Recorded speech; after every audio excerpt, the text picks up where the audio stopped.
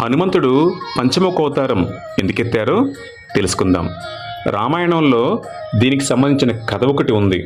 పాతాళ లోకంలో మహిరావణుడు మహాదేవి భక్తుడు.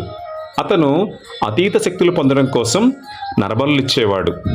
రావణుడు సీతమ్మ వారిని అపహరించిన తరువాత రామునికి మరియు రావణాసురుడికి యుద్ధం జరుగుతున్న సమయంలో తనకి ఓటమి తప్పదని భావించిన రావణాసురుడు మహిరావణుని పిలిచి రామలక్ష్మణుని మహామాయాదేవికి బలిస్తే ఎదురులేని వీరుడువవుతావు అని రావణుడు చెప్పడంతో రామలక్ష్మణుల్ని మహిరావణుడు బంధించి పాతాళ లోకానికి తీసుకెళ్తారు.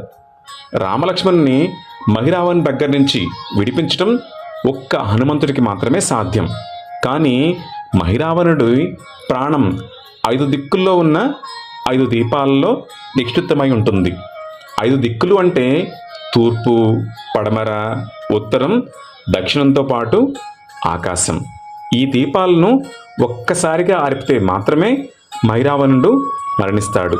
విషయం తెలిసిన ఆంజనేయుడు ప్రళయకాల రుద్రుడిలాగా గట్టిగా శబ్దం చేస్తూ అప్పుడు ఆంజనేయుడు పంచభూతాలను అనగా గాలి, నీరు, అగ్ని, ఆకాశం మరియు భూమి తన యందు నిక్షిప్తం చేసుకొని 5 ముఖములతో పంచముఖ ఆంజనేయునిగా అవతారం ఎత్తారు.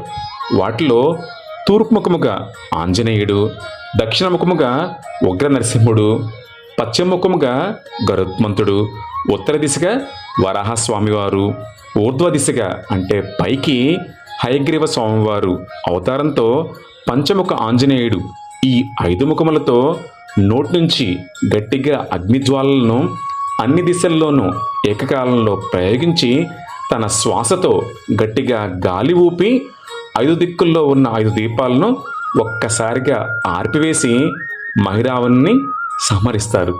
అలా మహిరావణి నుంచి రామలక్ష్మణులను విడిపించుకోవడం కోసం హనుమంతుడు పంచముఖ ఆంజనేయుడు అవతారం ఎత్తుతారు. జై శ్రీరామ్, జై శ్రీరామ్.